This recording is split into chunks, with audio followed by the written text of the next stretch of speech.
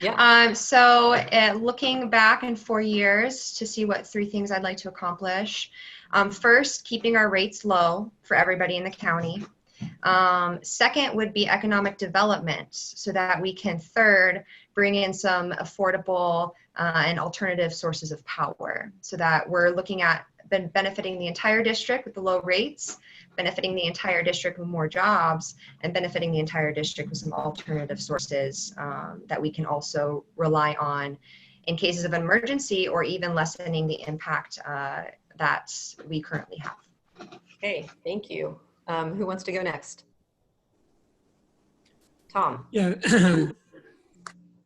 I believe that if over the next 4 years, if we have seen obstacles and have been able to find the opportunities involved to overcome those obstacles, I think we'll be successful. I think the second thing that we will accomplish is to increase our customer base. I think adding additional high impact load customer base, especially over in Hayfork, just makes a lot of sense. And they use electricity, so let's provide it in a safe manner. And I think we're going to do that. The third, by using either giving the clients an opportunity to either go underground or to go overhead, but with additional safe clearance to those lines. We do those 3 things, we're going to be very successful. Okay, thank you, Tom. Kelly, you look raring to go.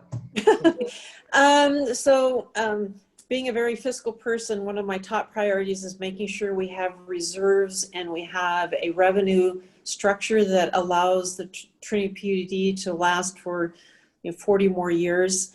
One of the big things we touched a little bit on it is getting the benefit of Trinity Power to other parts of the county.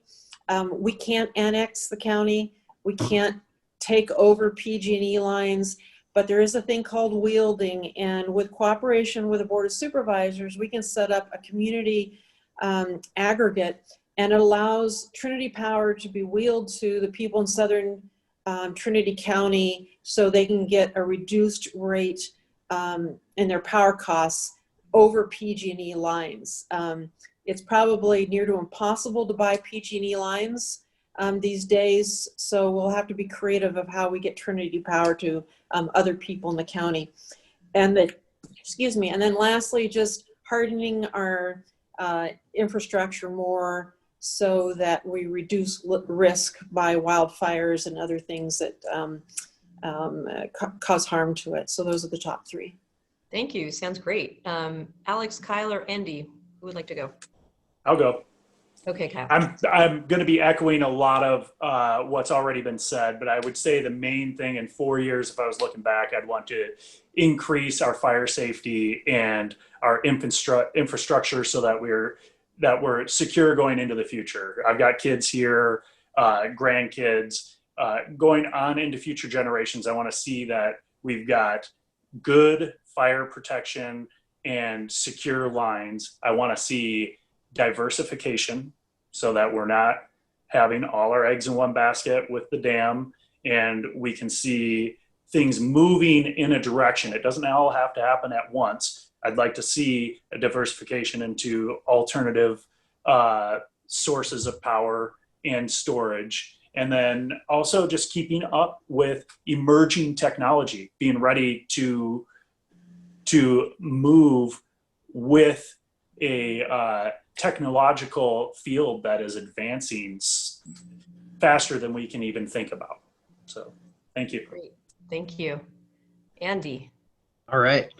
I guess number 1 would probably be a long-term plan for the sustainability of the district. Again, all of our eggs being in one basket. If something in 20 or 30 years from now, how long do we anticipate the Bureau of Reclamation's operating a successful dam, or could something happen? Not to put fear into anybody, but again, solar power is getting cheaper, and despite what we hear, it is effective in areas in our county.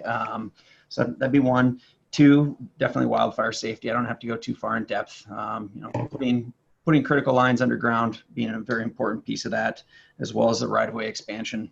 And then expanding the district to get more equitable power rates to those folks who are in PG&E, much like Kelly said. And then also there are areas that are just not served right now. We talked about in southern Trinity, for example, Post Mountain. That area could see some environmental issues resolved with public utilities, not just electricity. There's some things going on there that really weren't planned well, and hopefully we can have a long-term plan to make that a better community as well. Great, thank you. And Alex, I'm sure Julie wants you to just get off the phone already and tuck her in, so.